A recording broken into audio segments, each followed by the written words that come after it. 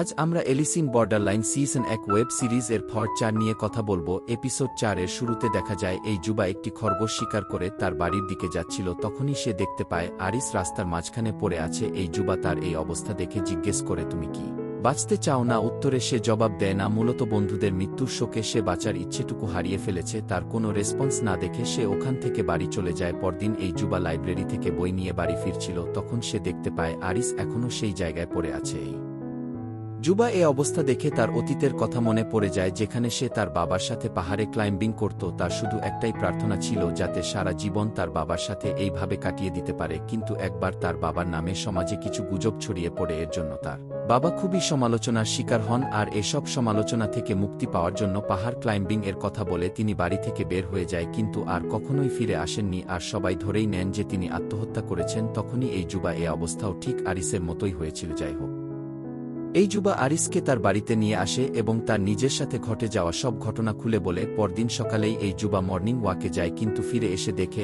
আরিস তার খাবার খেয়েছে। তার মানে সে এখন বাঁচতে চায়। এজন্য এই যুবা আরিসকে ঘুম থেকে ডেকে তোলে এবং পরের গেমের জন্য প্রস্তুতি নিতে বলে। আর তখন আরিস বলে, তুমি আমাকে বাঁচানোর জন্য এত চেষ্টা করছো কেন? এই যুবা বলে, আগের গেমে তুমি সবাইকে বাঁচানোর জন্য যেমন টাইগারের কথা সবাইকে জোরে জোরে বলেছিলে, আর তাতে আমি বেঁচে গিয়েছিলাম, ঠিক তেমনি আমিও তোমাকে বাঁচার জন্য সহযোগিতা করতে চাই।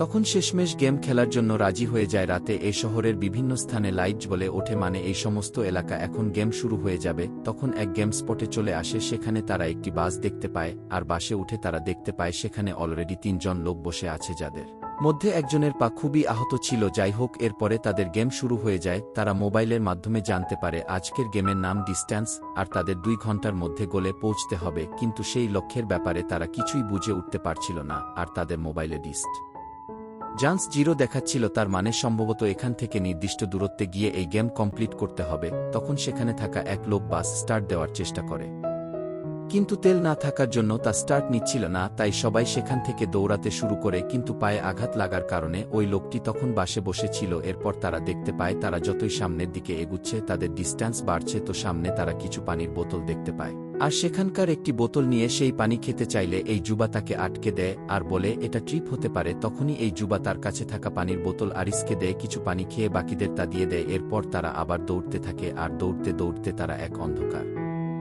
জায়গায় চলে আসে। তখনই তাদের উপর হামলা করে বসে এক ব্ল্যাক প্যান্থারের, আর এই হামলায় তাদের সাথে থাকা বাকি 2 জন লোকের একজন মারা যায়, আর তারা 3 জন পালিয়ে আসতে সক্ষম হয়। তো রাস্তায় পুরনো দিনের একটি বাইক দেখতে পায়, বাইকটিতে তেল আছে তবে ব্যাটারি নেই।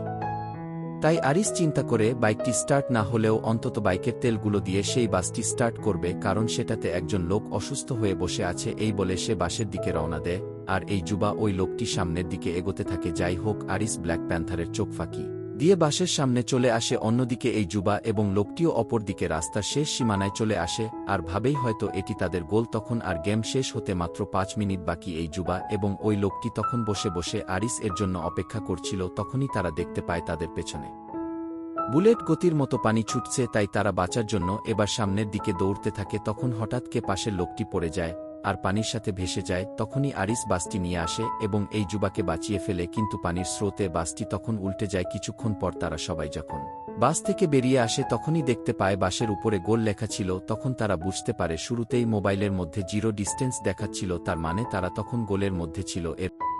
এরপর আহত লোকটি সেখান থেকে চলে যায়। পরদিন সকালে তারা দুজনে একটি সাইকেলে করে বীজ খোঁজার উদ্দেশ্যে রওনা দেয়। আর এখানেই এপিসোড 4 শেষ হয়ে যায়।